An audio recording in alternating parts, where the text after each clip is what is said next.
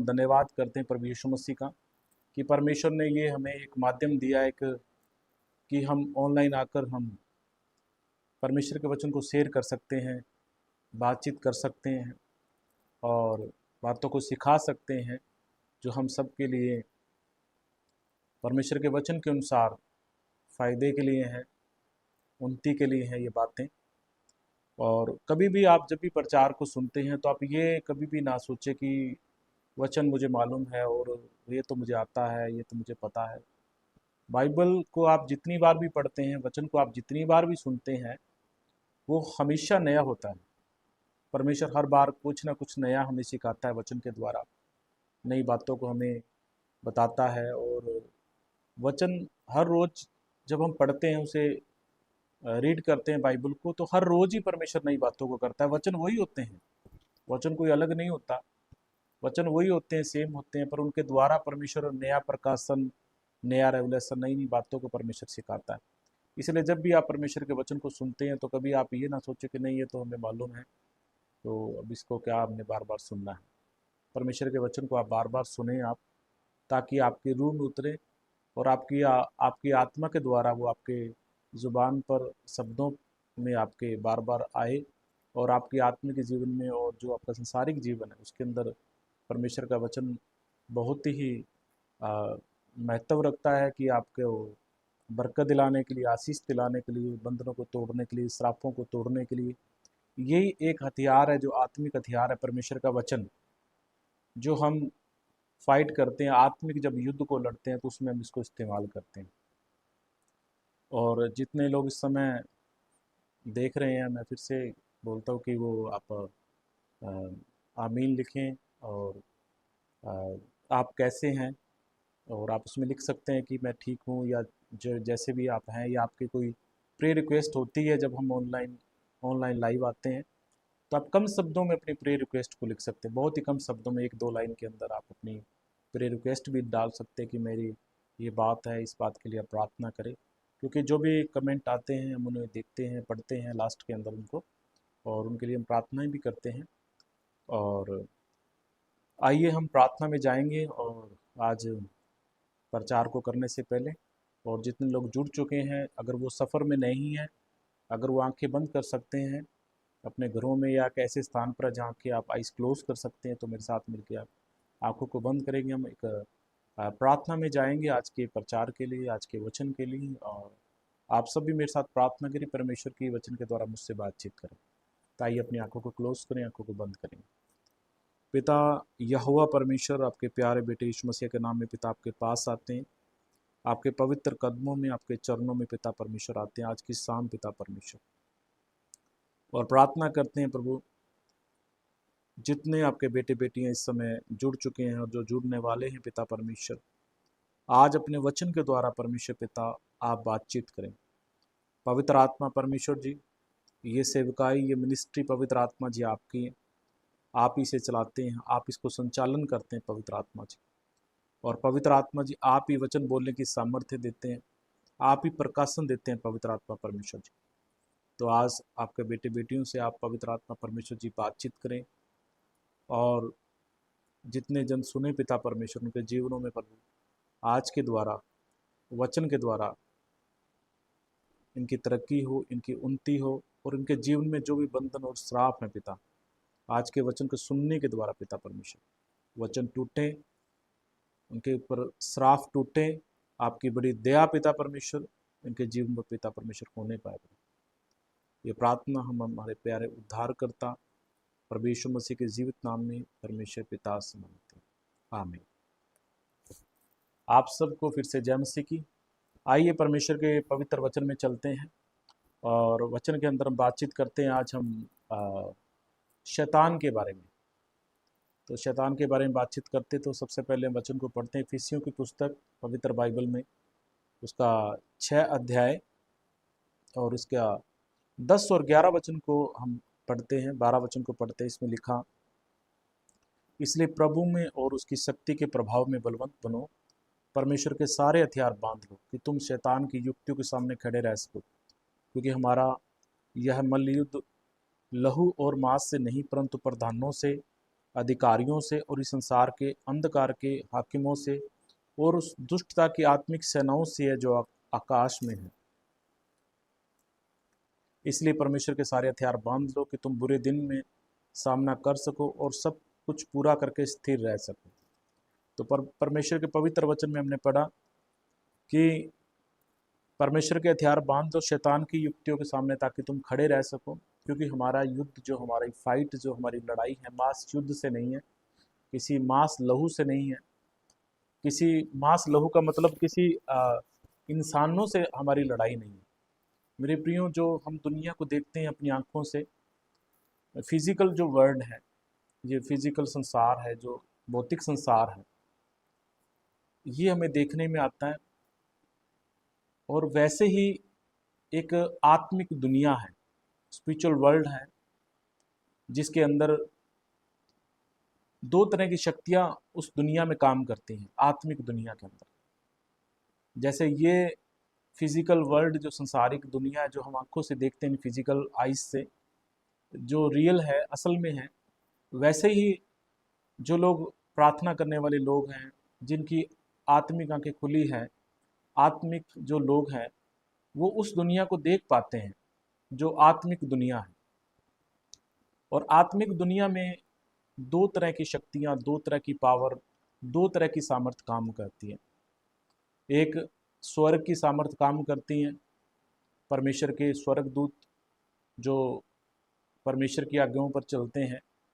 और एक नरक की सामर्थ्य काम करती है, जो नरक की शक्तियां, नरक के दूत वो काम करते हैं। ये दोनों शक्तियां आत्मिक दुनिया में काम करती हैं और इनका प्रभाव जो सीधे तौर पर जो है हमारे फिजिकल वर्ल्ड जो है इसके ऊपर भी पड़ता है। जो फिजिकल भौतिक संसार हमारा है, जो हम आंखों से देखते हैं, इस पर भी प्रभाव पड़ता है। तो जैसे कि हम लगातार बताते हैं परमेश्वर के वचन से, आज भी हम आपसे बात करते हैं। आज हम आपसे बात करेंगे परमेश्वर के वचन से शैतान के बारे में, जो नरक की शक्तियां हैं उसके विषय में बात करेंगे। भी शैतान कौन है, इसकी उत्पत्ति कहाँ से हुई, कैसे आया और कैसे ये हमारे जीवनों को प्रभावित करता है, कैसे ये लोगों को प्रभावित करता है, लोगों की ज़िंदगियों को। तो हम शैतान के बारे में आज कुछ बातों को जानेंगे। तो जिसके पास बाइबल है वो बाइबल को खोल लें। इशाया की पुस्तक पुराना नियम के अंदर 14 अध्याय उसका 12 वचन से हम पढ़ते हैं। तो उसमें लिखा है, भोर के चमकने वाले तारे, तो कैसे आकाश से गिर पड़ा। तू जो जाति जाति को हरा देता था, तू अब कैसे काट कर भूमि पर गिराया गया। तू मन में कहता था, मैं स्वर्ग पर चढ़ूंगा, मैं अपने सिंहासन को ईश्वर के तारागण से अधिक ऊंचा करूंगा और उत्तर दिशा की छोर पर सभा के पर्वत पर विराजूंगा। मैं मेघों से भी ऊंचे ऊंचे स्थानों के ऊपर चढ़ूंगा, मैं परम प्रधान के तुल्य हो जाऊंगा। परंतु तू अधोलोक में उस गड्ढे की तह तक उतारा जाएगा। जो तुझे देखेंगे तुझको ताकते हुए तेरे विषय में सोच सोच कर कहेंगे, क्या यह वही पुरुष है जो पृथ्वी को चैन से रहने न देता था और राज्य में घबराहट डाल देता था। तो यहाँ मेरे प्रियो एक शैतान के विषय में लिखा हुआ है। शैतान जो शुरू में शैतान नहीं था, शैतान एक फरिश्ता था, एक एंजल था, जिसका नाम दिया गया भोर के चमकने वाले तारे। ये परमेश्वर के पास रहता था और इसके अंदर, यहाँ जब इशाया की पुस्तक हम देखते हैं तो 5 बातें इसके अंदर आ गई। पहली बात इसके अंदर आई, शैतान बनने से पहले की बात आ रहा हूं मैं आपको, कि मैं स्वर्ग पर चढ़ूंगा, मैं अपने सिंहासन को ईश्वर के तारागण से ऊंचा करूंगा। तो ये परमेश्वर के पास रहता था। कुरूब था, कुरूब का मतलब होगा स्वर्ग दूतों के अंदर एक उच्च पद इसके पास था, ऊंचा दर्जा इसके पास था। और ये आराधना करने वाला था, आराधक था, वर्शिपर था। और स्वर्गदूतों के ऊपर इसको ठहराया गया था। बहुत सारे स्वर्गदूत इसके जो कंट्रोल में, अंडर में थे, और ये स्वर्ग में रहता था। और एक समय इसके ऐसा आया कि इसके मन में ये बातें समाने लगी। ये कहने लगा, मैं स्वर्ग पर चढ़ूंगा, अपने सिंहासन को ईश्वर के तारागण से भी ऊंचा करूंगा। तो इसके मन में जो पाप जो आया, जो सिन इसके अंदर आया, वो आया कि मैं अपने तख्त को, अपने सिंहासन को परमेश्वर के सिंहासन से, ईश्वर के सिंहासन से भी ऊंचा करूंगा, उससे मैं ऊंचा हो जाऊंगा। दूसरी बात उसमें लिखा कि और उत्तर दिशा की छोर पर सभा के पर्वत पर विराजूंगा, मैं मेघों से भी ऊंचे से ऊंचे स्थानों के ऊपर चढ़ूंगा और परम प्रधान के तुल्य हो जाऊंगा। इसने मन में सोचा कि मैं एक ऊंचे तख्त को लगाऊंगा अपने, और परमेश्वर के मैं बराबर हो जाऊंगा, और जितने भी एंजल्स हैं, जितनी भी क्रिएशन है, सृष्टि है, वो सारी क्या करेगी, मेरी आराधना करेगी, मैं अपनी आराधना, अपनी वर्शिप करवाऊंगा। तो ये बातें इसके मन में आई। तो परमेश्वर ने इसके वचन में लिखा हुआ है कि अगले वचन में कि तू अधोलोक में उस गड्ढे की तह तक उतारा जाएगा। तो परमेश्वर ने इसके लिए एक स्थान को निर्माण किया, जिसको हम नरक बोलते हैं, अधोलोक बोलते हैं, हेल बोलते हैं, जिसको इसके लिए बनाया खास तौर पर इसके लिए। और जितने फरिश्ते, जितने स्वर्गदूत उस समय इसके साथ थे, इस बात में सहमत थे, उन सबों के लिए परमेश्वर ने एक नरक को निर्माण किया, नरक को बनाया, और परमेश्वर ने इसको उस नरक में डाल दिया। और भी मैं आपको बताता हूँ इसके बारे में कुछ बातों को। ये हेजकेल की पुस्तक, आपके पास बाइबल है, आप पढ़ रहे हैं मेरे साथ, निकाल लीजिए आप। 28 अध्याय, उसके हम 12 वचन से जब हम पढ़ते हैं तो उसमें लिखा है, मनुष्य के संतान, सोर के राजा के विषय में विलाप का गीत बनाकर उससे कह, परमेश्वर यहोवा यूं कहता है, तू तो उत्तम से भी उत्तम है, तो बुद्धि से भरपूर और स्वांग सुंदर सुंदर है। तो इसके लिए लिखा गया कि ये जो फरिश्ता है, जो परमेश्वर ने निर्माण किया, इसको बनाया था परमेश्वर ने अपनी ताकत, अपनी सामर्थ्य के द्वारा, ये बुद्धि से भरपूर था, बहुत ज्यादा बुद्धिमान था, बहुत बुद्धि थी इसके पास। और जब हम आजकल हम देखते हैं, शैतान की इमेज हमारे अंदर एकदम से आती है कि बड़ा बदसूरत होगा, बड़ा भद्दा दिखने वाला होगा। इसको परमेश्वर ने बहुत ही खूबसूरत इसको बनाया था, बहुत सुंदर इसको बनाया था। और इसमें लिखा, तू परमेश्वर की अदन नाम की बारी में था, तेरे पास आभूषण, मणिक, पद्मराग, हीरा, फिरोजा, सुलेमानी मणि, यसब, नीलमणि, मरकत और लाल सब भांति के मणि और सोने के पहरावे थे। तेरे डफ और बांसुलियां तुझ में बनाई गई। जिस दिन तू सिरजा गया था, उस दिन वे भी सिरजी गई थी।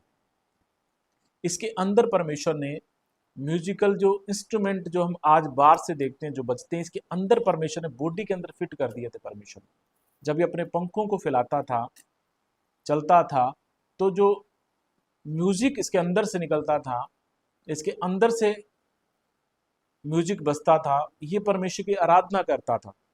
तो इसमें लिखा कि तू छाने वाला अभिषिक्त करूब था, मैंने तुझे ऐसा ठहराया कि तू परमेश्वर के पवित्र पर्वत पर रहता था। तू आग सिर के चमकने वाले मणियों के बीच चलता फिरता था। परमेश्वर ने इसको अनॉइंट किया था, अभिषेक किया था, ये मस्सा किया हुआ था, अभिषेक किया गया था। इसको परमेश्वर ने ठहराया था आराधना करने के लिए, स्तुति करने के लिए, और परमेश्वर के साथ परमेश्वर के राज्य को करने के लिए परमेश्वर ने इसको ठहराया था। इसके लिए लिखा गया, आगे लिखा 28 के 15 वचन में, जिस दिन से तू सिरजा गया और जिस दिन तक तुझ में कुटिलता न पाएगी, उस समय तक तू अपनी सारी चाल चलन में निर्दोष रहा, परंतु लेन देन की बहुतायत के कारण तू उपद्रव से भरकर पापी हो गया। इसी से मैंने तुझे अपवित्र जानकर परमेश्वर के पर्वत पर से उतारा, और हे छाने वाले करूब, मैंने तुझे आग से के चमकने वाले मणियों के बीच में नष्ट किया। इसीलिए परमेश्वर ने इसको स्वर्ग से निकाला और इसको अधोलोक में, इसको नरक के अंदर रख दिया, क्योंकि इसके अंदर पाप आ गया, सिन आ गया परमेश्वर के खिलाफ में। इसके अंदर घमंड आ गया उस सुंदरता को लेकर, और जो पद परमेश्वर ने इसको दिया था, जो प्रतिष्ठा परमेश्वर ने इसको दी थी, तो उसको लेकर इसके अंदर घमंड आ गया। उसको कारण परमेश्वर ने इसको अधोलोक में उतारा। इसमें लिखा 17 वचन में, सुंदरता के कारण तेरा मन फूल उठा था और वैभव के कारण तेरी बुद्धि बिगड़ गई थी।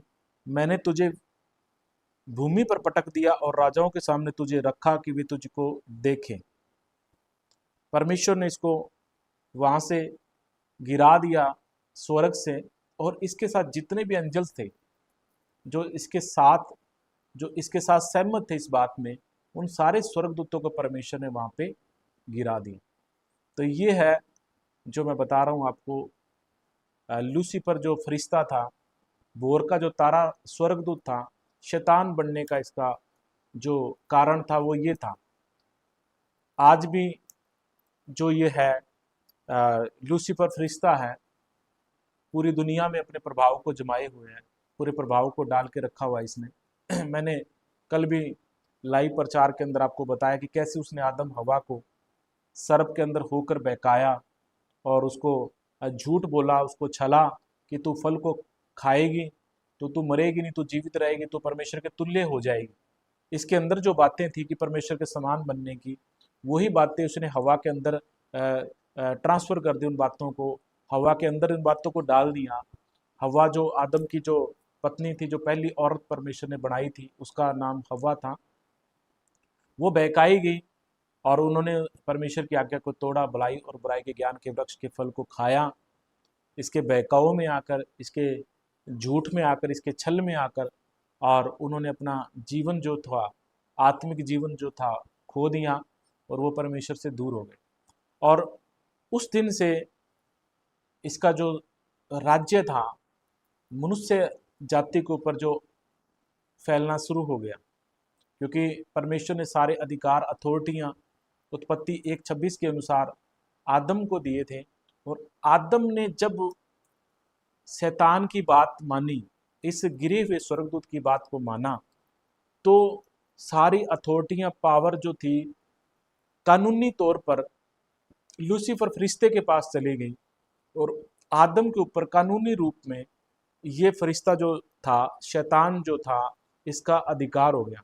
और धीरे धीरे बाइबल में लिखा कि जब एक मनुष्य के द्वारा पाप जगत में आया, पाप के द्वारा मृत्यु आई, और इसने पूरी दुनिया के अंदर अपने साम्राज्य को फैला दिया, पाप के द्वारा फैलाया। क्योंकि शैतान जब तक किसी के जीवन में काम नहीं कर सकता, जब तक इंसान पवित्रता में चलता है, शुद्धता में चलता है, जब तक वो परमेश्वर की बात को मानता है। शैतान किसी के जीवन में काम करने से पहले उसको करप्ट करेगा, उसको भ्रष्ट करेगा उसको। इसलिए इसने सबसे पहले हवा के जीवन में काम करने के लिए, आदम के जीवन में काम करने के लिए उनको परमेश्वर के खिलाफ किया और उनको भरमाया और उनको भ्रष्ट कर दिया। भ्रष्ट करने का मतलब परमेश्वर की आज्ञा को तोड़वा दिया और भ्रष्ट कर दिया, परमेश्वर की निगाह में आज्ञा को तोड़वा दिया, उनको गुनाहगार ठहराया और फिर उनके ऊपर कब्जा किया। आज भी शैतान ऐसा ही करता है, लोगों को भ्रष्ट करता है और उनके जीवनों पर कब्जा करता है। जब प्रभु यीशु मसीह इस दुनिया में आए मनुष्य बनकर, तो लूका की पुस्तक 4 अध्याय में मैंने कल भी आपको बताया था कि प्रभु यीशु मसीह के पास भी आया और बोला कि सारी पृथ्वी का वैभव जो है, सारा राज्य जो है, मुझे दिए गए। अगर तू मुझे झुककर प्रणाम करे तो मैं सारा राज्य, सब कुछ मैं तुझे दे दूंगा। तो बाइबल में लिखा, प्रभु यीशु मसीह ने भी शैतान के बारे में बोला कि संसार का जो है, जो ये अधिकारी है, संसार का जो ये सरदार है, प्रभु यीशु मसीह ने इसको पहला यूहन्ना 5:19 में लिखा, संसार उस दुष्ट के वश में पड़ा हुआ है। सारा संसार शैतान के वश में पड़ा हुआ है। शैतान के वश में क्यों पड़ा हुआ है, कैसे पड़ा हुआ है? जब लोग पाप करते हैं, गुनाह करते हैं, तो उनके जीवन पर कानूनी तौर पर शैतान का हक और अधिकार हो जाता है। और मेरे प्रियो, सिर्फ नॉर्मल अधिकार की बात नहीं, भी अधिकार ले लिया, चलो फिर क्या होगा, तो क्या हो गया, तो शैतान ने अधिकार ले लिया। पर मैं आपको बताऊं, शैतान का अधिकार लेने का मतलब, उसका मकसद उसके पीछे है इंसान की जिंदगी को डिस्ट्रॉय करना, नष्ट करना। बाइबल में जब हम पढ़ते हैं यूहन्ना की पुस्तक में, साफ तौर पर इसमें लिखा हुआ है, उसका 10 अध्याय और उसके जब हम 10 वचन को जब हम पढ़ते हैं, इसको रीड करते हैं, इसमें लिखा, चोर किसी और काम के लिए नहीं, परंतु केवल चोरी करने और घात करने और नष्ट करने को आता है। मैं इसलिए आया कि वे जीवन पाएं और बहुतायत से पाएं।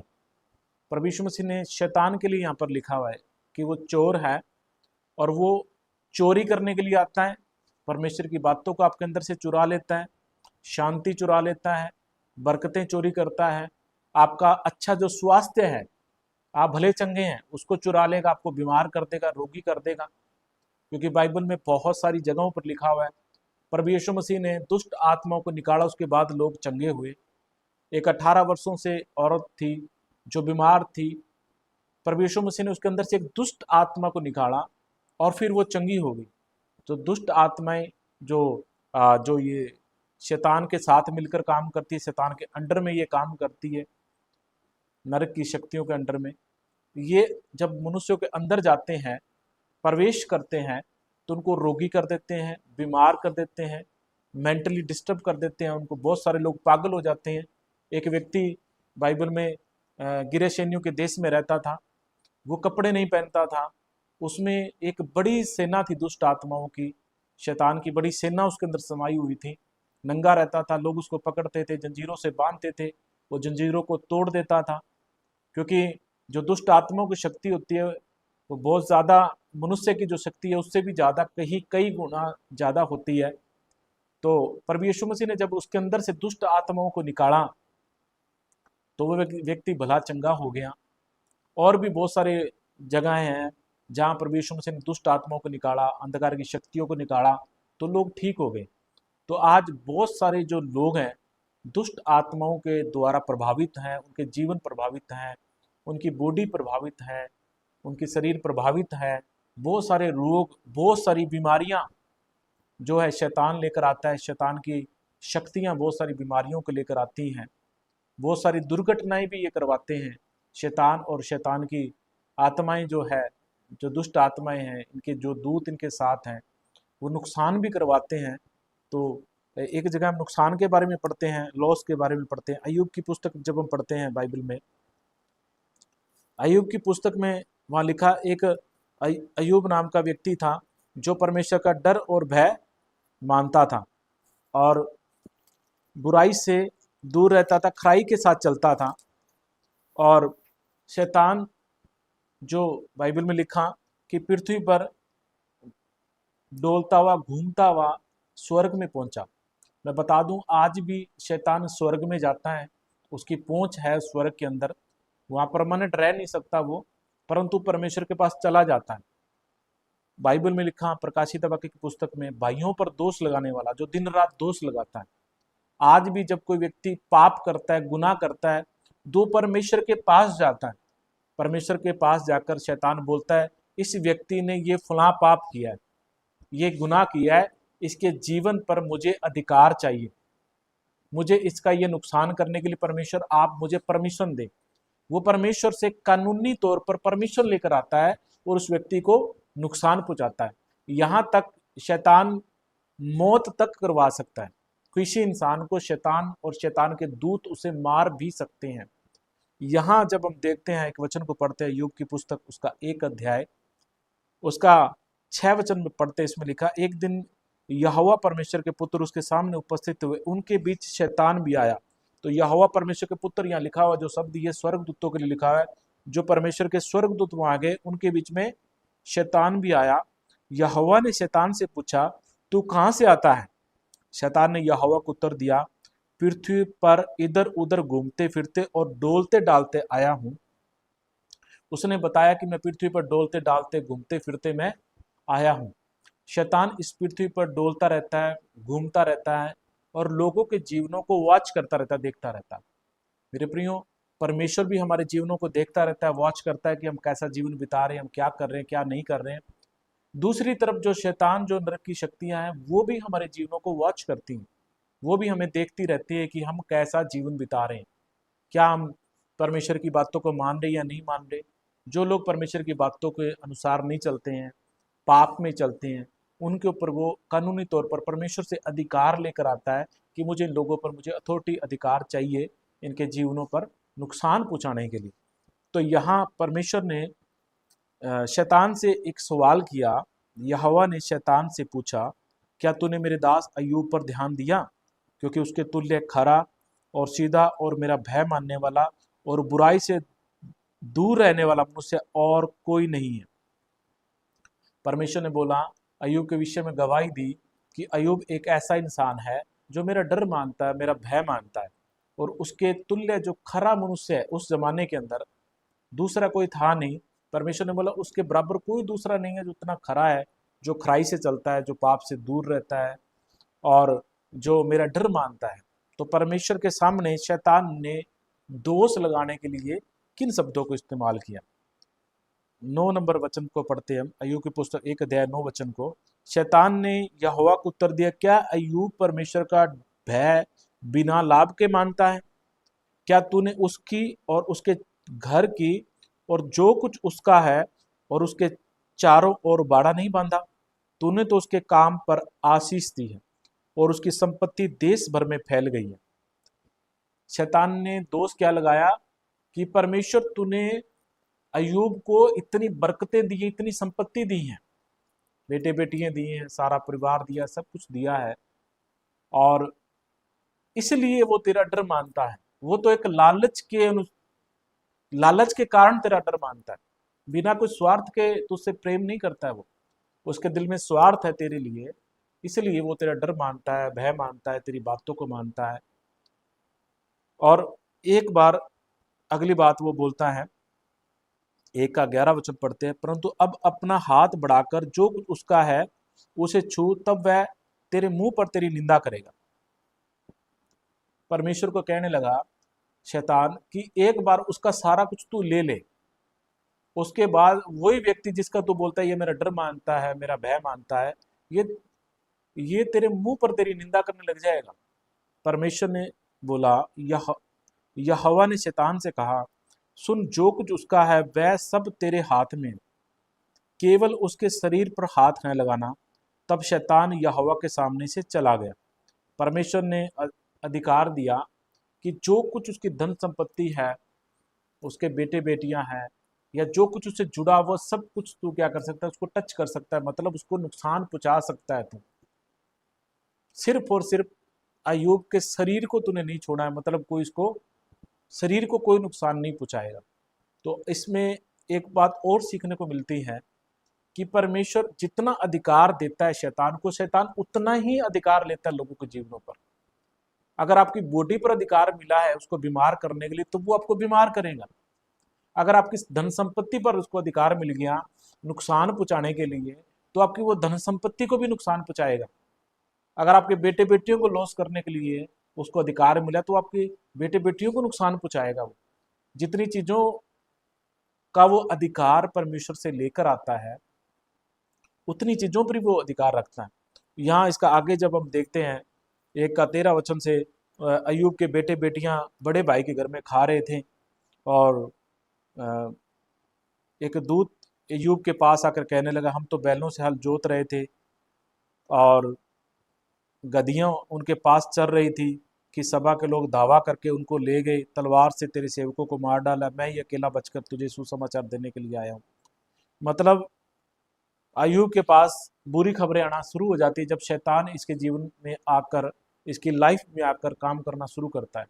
इसके 10 बेटे बेटियां मारे जाते हैं, इसकी जितनी भी धन संपत्ति है वो छीनी जाती हैं, और इसका सारा फाइनेंशियली लॉस हो जाता है, फाइनेंस इसका जीरो हो जाता है, संपत्ति इसकी सब चली जाती है, इसकी जो बेटे बेटियां तक भी चले जाते हैं।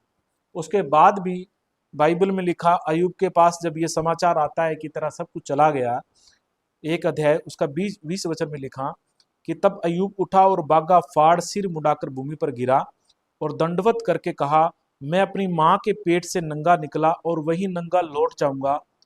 यहोवा ने दिया और यहोवा ही ने ले लिया, यहोवा का नाम धन्य है।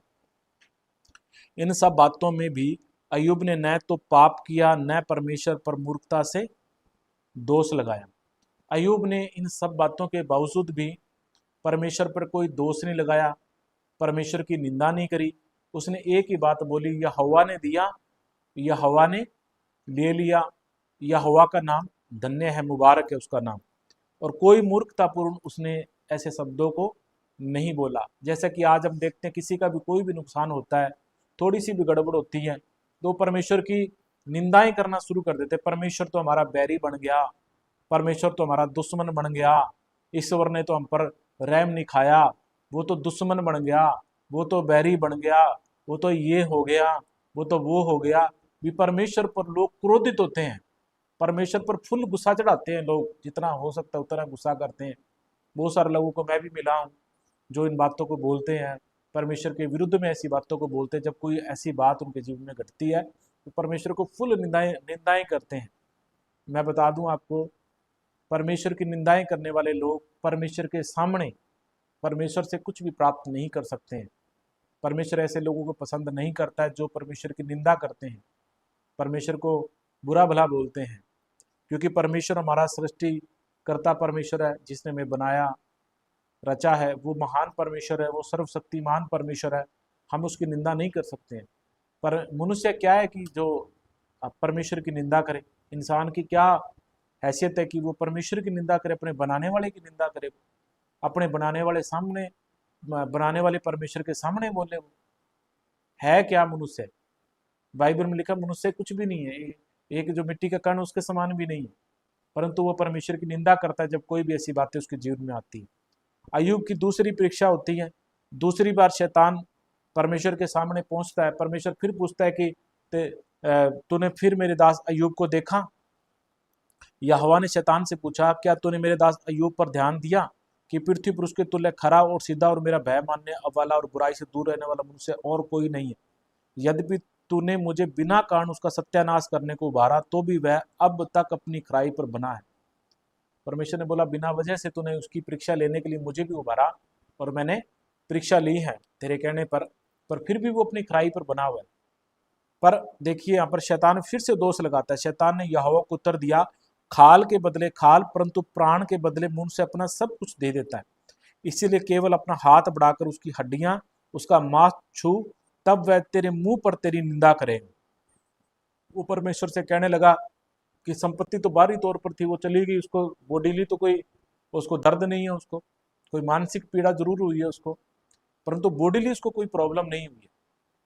इसलिए तू क्या कर, उसके शरीर को छू, तो उसके उसके बॉडी को स्पर्श कर, तो उसके बॉडी को छू, ताकि वो जब उस दर्द को सहन नहीं कर पाएगा शरीर के अंदर, तो वो तेरी निंदा करेगा।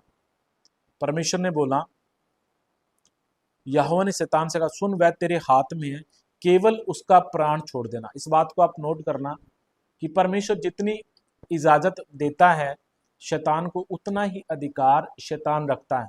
परमेश्वर ने बोला कि तू केवल उसके शरीर को छू सकता है, शरीर में बीमारी ला सकता है, रोग ला सकता है, प्रॉब्लम क्रिएट कर सकता है, परंतु तू उसको मारेगा नहीं, तू उसके प्राणों को नहीं लेगा।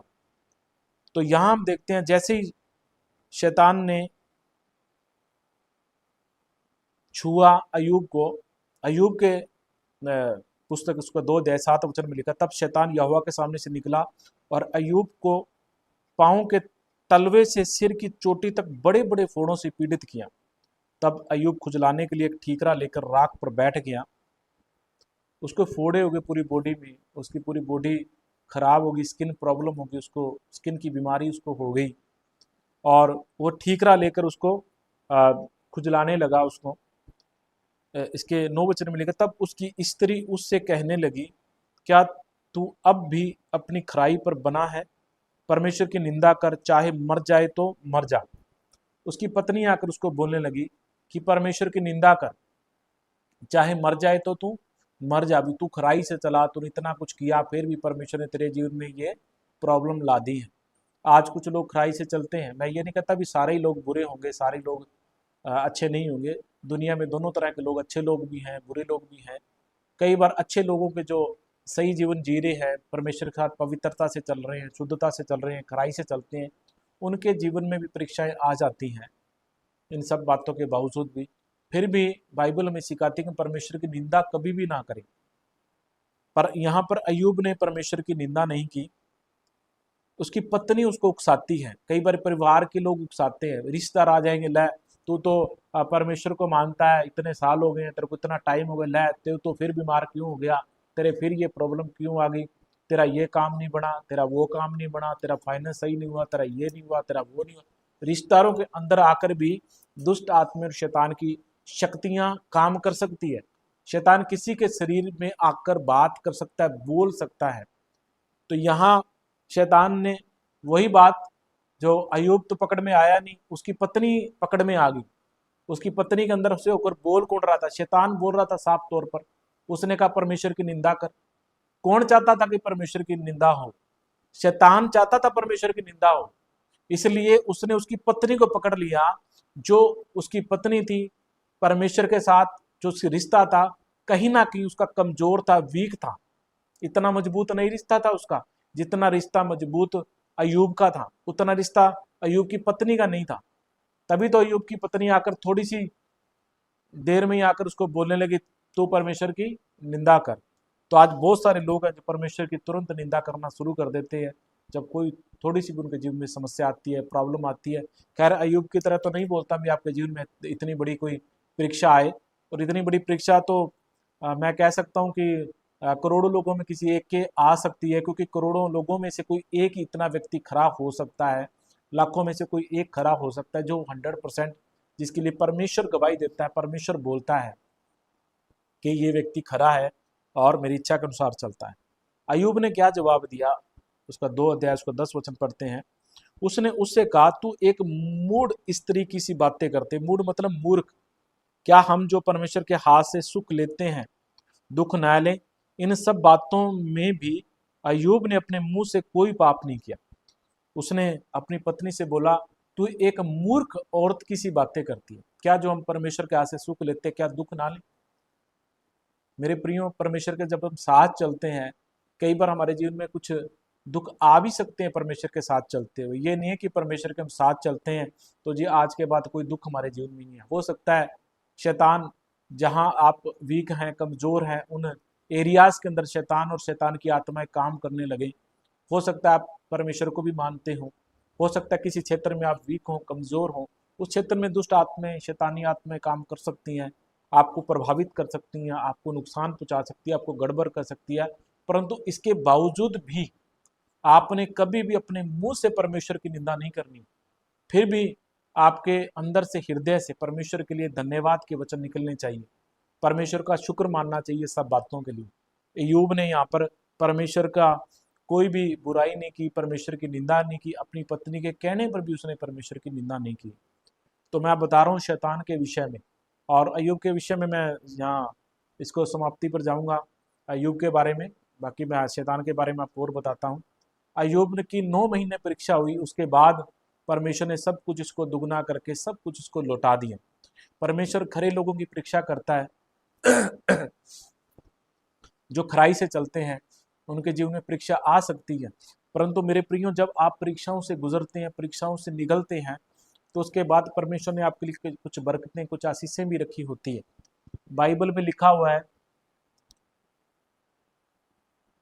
कि तुम ऐसी किसी परीक्षा में नहीं पड़े कि जो तुम्हारे सहने से बाहर हो।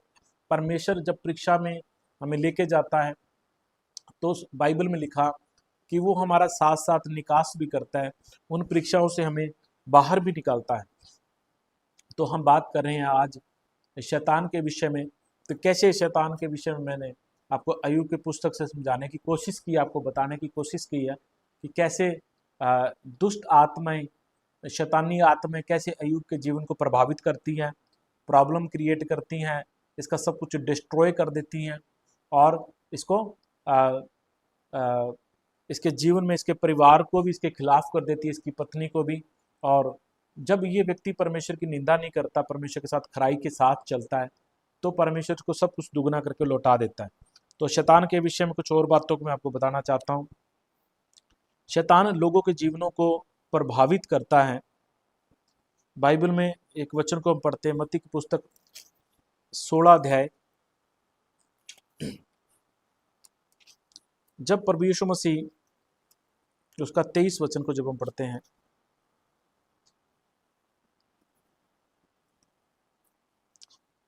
प्रभु यीशु मसीह ने क्रूस पर जान देने से पहले अपने शिष्यों से बात कर रहे हैं, और वहाँ पर बहुत सारे और भी लोग मौजूद हैं।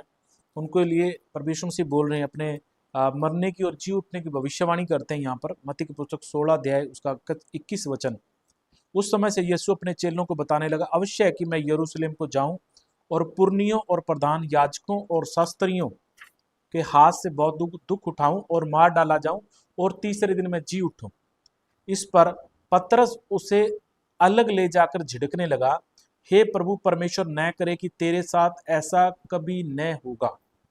तो पतरस जो था वो प्रभु यीशु मसीह को ले जाकर अलग ले जाकर झिड़कने लगा, बोलने लगा कि प्रभु तेरे साथ ऐसा कभी ना हो भी तू क्रूस पर जान दे, तू मारा जाए और तीसरे दिन मुर्दों में से जी उठे। प्रभु यीशु मसीह की जो योजना थी परमेश्वर की प्रभु यीशु मसीह के लिए, मानव जाति के उद्धार के लिए, मोक्ष के लिए, वो ये थी कि प्रभु यीशु मसीह इस दुनिया में आए, मनुष्य बने, क्रूस पर अपने प्राणों को दे और कब्र में रखे जाए और तीसरे दिन मुर्दों में से जी उठे।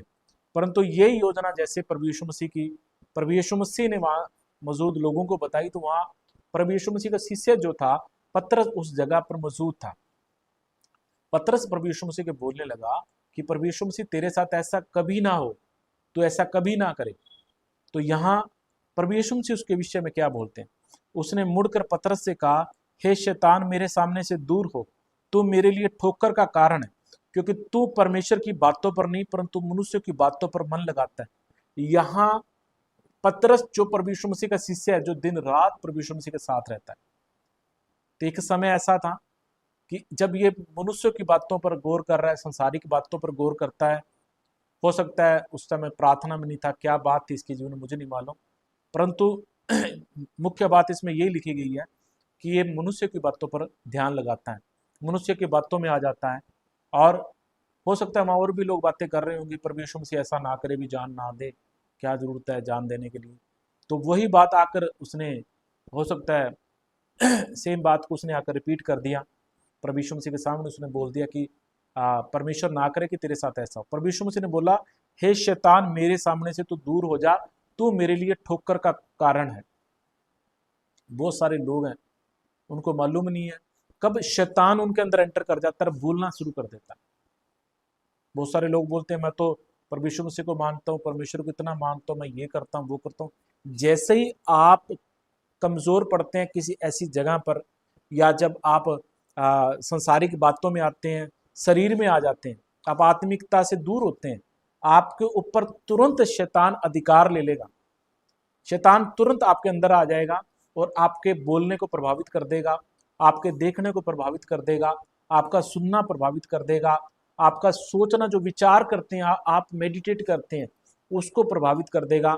आप नेगेटिव विचार सोचते रहेंगे, उल्टा पुल्टा सोचते रहेंगे, किसी का नुकसान सोचते रहेंगे, कुछ ना कुछ ऐसी बातों को सोचते रहेंगे, गलत गलत बातें सोचेंगे, गलत गलत विचार आप सोचेंगे, गंदी बातों को आप सोचेंगे। क्योंकि शैतान, जब आप शरीर में चलते हैं, संसारिक बातों में खोते हैं, संसार में ज़्यादा आप खुबे रहते हैं, मतलब आप संसार में ज़्यादा खोए रहते हैं। संसार में खोए रहने का मतलब परमेश्वर के साथ आप संगति नहीं करते हैं। जब आप बराबर परमेश्वर के वचन को नहीं पढ़ते हैं, बराबर प्रार्थना ही नहीं करते हैं, बराबर आप परमेश्वर के साथ संगति में चलते नहीं हैं, तो शैतान आपके जीवन को, आपके लाइफ को प्रभावित कर सकता है। आपके बोलने को, उठने बैठने को, चलने को शैतान और शैतान की शक्तियां आपकी लाइफ को प्रभावित कर सकती हैं। तो जैसे ही प्रभावित किया, तो प्रभु यीशु मसीह ने पहचान लिया कि इसके अंदर दुष्ट आत्मा काम करी, इसके अंदर शैतान काम कर रहा है। दूसरी तरफ हम देखते हैं एक और प्रभु यीशु मसीह का शिष्य यहूदा इस्करियोती, जो जिसके अंदर लोभ और लालच आता है बार बार। वो चांदी के 30 सिक्कों के लिए प्रभु यीशु मसीह को वो बेच देता है और जाकर प्रधान याजकों और फरीसियों के पास जाकर सौदा कर लेता प्रभु यीशु मसीह का पता बताने के लिए, पकड़वाने के लिए।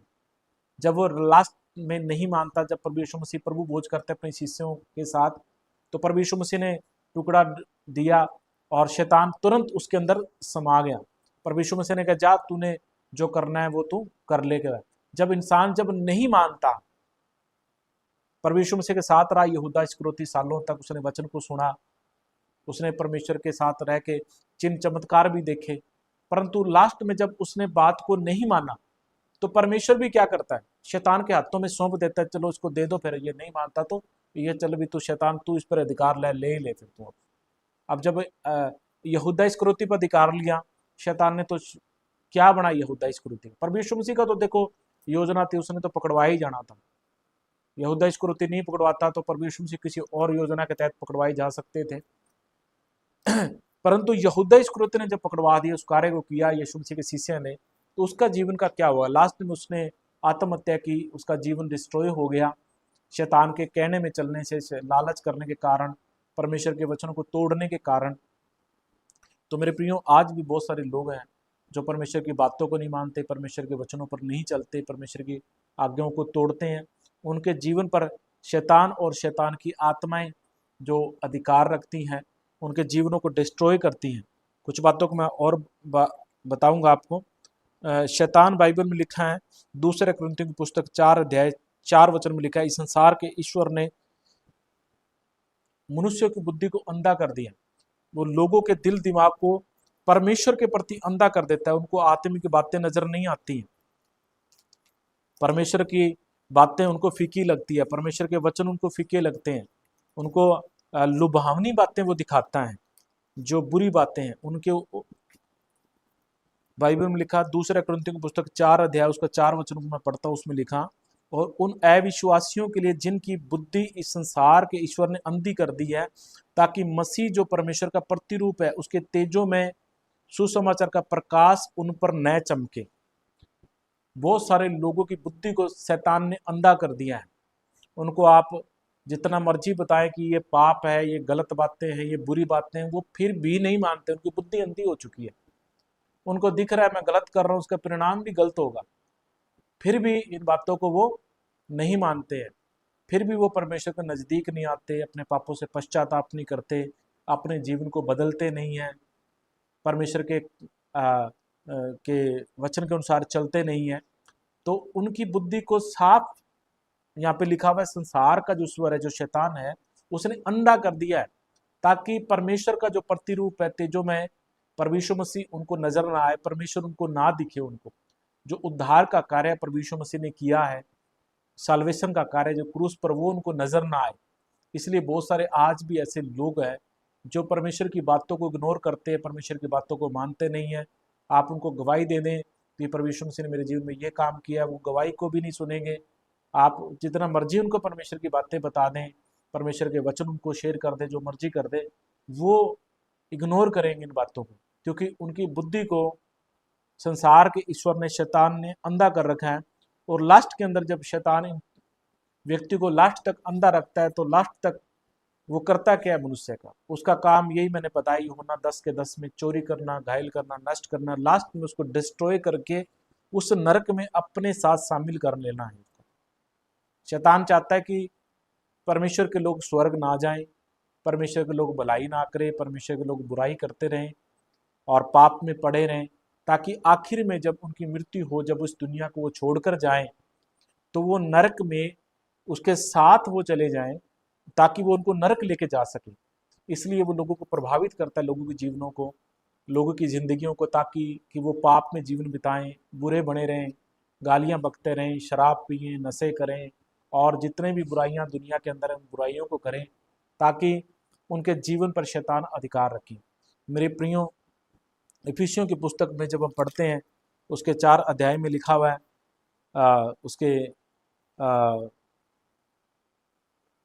27 वचन को जब मैं पढ़ता हूँ, उसमें लिखा है, और नए शैतान को अवसर दो, चोरी करने वाला चोरी न करे, वरन भले काम करने में अपने हाथों से परिश्रम करे, इसलिए कि जिसे प्रयोजन हो उसे देने के लिए उसके पास कुछ हो। तो बाइबल में लिखा है, शैतान को कोई भी आप अवसर ना दें, कोई मौका ना दे भी शैतान आपके जीवन में काम करे। मौके का मतलब कोई आप ऐसा पाप ना करें, कोई ऐसा गुनाह ना करें। बाइबल में लिखा है यहाँ पर, कोई जगह ना दो, उसको स्थान ना दो, अपने अंदर स्थान ना दो शैतान को। कोई भी अपनी लाइफ में, आपके अपने एरियाज में, अपनी फैमिलीज में शैतान को कहीं भी स्थान ना दो, ताकि शैतान आपके जीवन पर अधिकार ना रखे। बाइबल में लिखा, चोरी करने वाला चोरी ना करे, मतलब मेहनत से आप काम करो। आज बहुत सारे लोग बुराइयों के द्वारा, बुरे कामों के द्वारा पैसा अर्जित करना चाहते हैं, बुरे कामों के द्वारा, भ्रष्टता के द्वारा, बुरे काम कर करके वो पैसा कमाना चाहते हैं, धन कमाना चाहते हैं। तो बाइबल में लिखा, आप मेहनत के साथ काम करें, बुराई के द्वारा आप धन अर्जित ना करें। बुरा काम करके आप ईमानदारी से काम करें, मेहनत से अपना काम करें। परमेश्वर आपकी ज़रूरतों को, आपके जितने भी आपकी ज़रूरतें हैं, परमेश्वर ने पूरा करेगा। और आगे लिखा, कोई गंदी बात तुम्हारे मुंह से ना निकले, पर आवश्यकता के अनुसार वही निकले जो उन्नति के लिए उत्तम हो, ताकि उससे सुनने वालों पर अनुग्रह हो। आज लोगों की जुबान को शैतान ने बिगाड़ दिया है। आज आप देखिए गालियां लोगों की जुबान पर पड़ी हुई हैं। हम कई बार सफर में जाते हैं या कई बार ऐसे स्थानों में भीड़ वाले एरिया में होते हैं, तो हम नॉर्मल कई बार कुछ मार्केट में जाते हैं कुछ खरीदने के लिए, लोग नॉर्मली फोनों पर लगे होते हैं, गालियां निकाल रहे होते हैं, चलते फिरते गालियां निकाल रहे होते हैं, गाली निकाल निकाल के बातचीत कर रहे होते हैं। गालियां मतलब गंदी जुबान लोगों की नॉर्मल हो चुकी है। बाइबल में लिखा, तुम्हारे मुंह से कोई भी गंदी बात ना निकले, तुम्हारी जुबान जो है वो पवित्र हो, तुम्हारे मुंह से गंदे शब्द भी ना निकले।